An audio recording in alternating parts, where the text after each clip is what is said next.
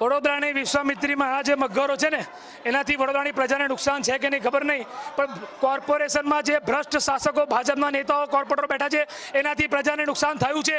આખું વડોદરા પાણીમાં ડૂબાડ્યું આ લોકોના પાપે, આ લોકોના અણઘડ વહીવટના કારણે. કોર્પોરેશનની સભામાં શું કરો છો? મીટિંગ ઈટિંગ અને ચીટિંગ. તમે એસી કેબિનમાં બેસીને નિર્ણય લો છો.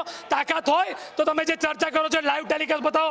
વડોદરાની પ્રજા જે વેરો ભરે છે એને વેરાનું વળતર તો અમે આપી શકતા નથી. આખું વડોદરા પાણીમાં ડૂબાડ્યું. આ છે વડોદરા કોંગ્રેસના શહેર પ્રમુખ ઋત્વિજ જોશી, જેણે કોંગ્રેસ કાર્યકરો સાથે સામાન્ય સભા હોલ બહાર હોબાળો કર્યો.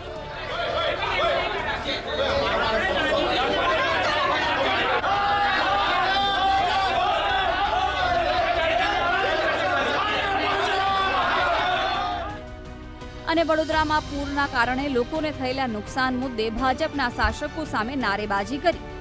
જો કે વિપક્ષ વિરોધ કરે તે વાત તો સમજાય, પરંતુ જ્યારે ખુદની પાર્ટીના નેતા જ બળાપો ઠાલવે તો વધુ કંઈ કહેવા કરતા સાંભળો. મિત્રો, આજે મારી પરિસ્થિતિ એવી છે કે મારાથી વોર્ડમાં નથી જવાતું. ત્યાંની બહેનોની હાલત નથી જોવાતી. બહેનો પાસે કપડાં નથી, લોકો પાસે ખાવાનું નથી.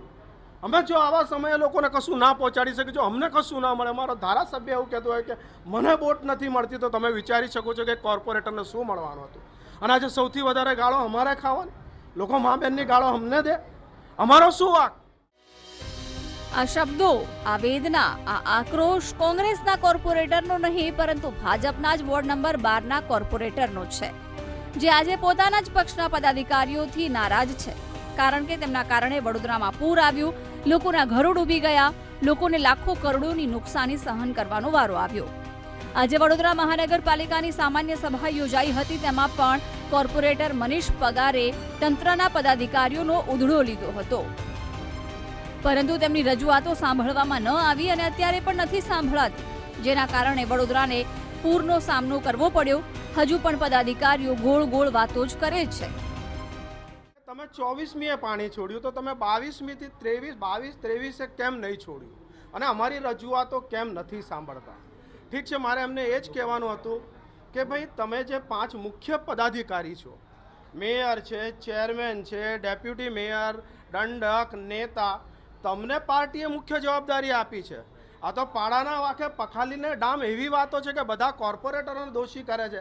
આજે અમે 10-10 વર્ષથી લોકોમાં, વિસ્તારોમાં જઈએ છીએ, લોકોને પ્રશ્નોને વાચા આપીએ છીએ. તો આજે જો તમે લોકો જવાબદારી ના લો ને કોર્પોરેટરો પર નાખો તો તેનો કોઈ અર્થ નથી.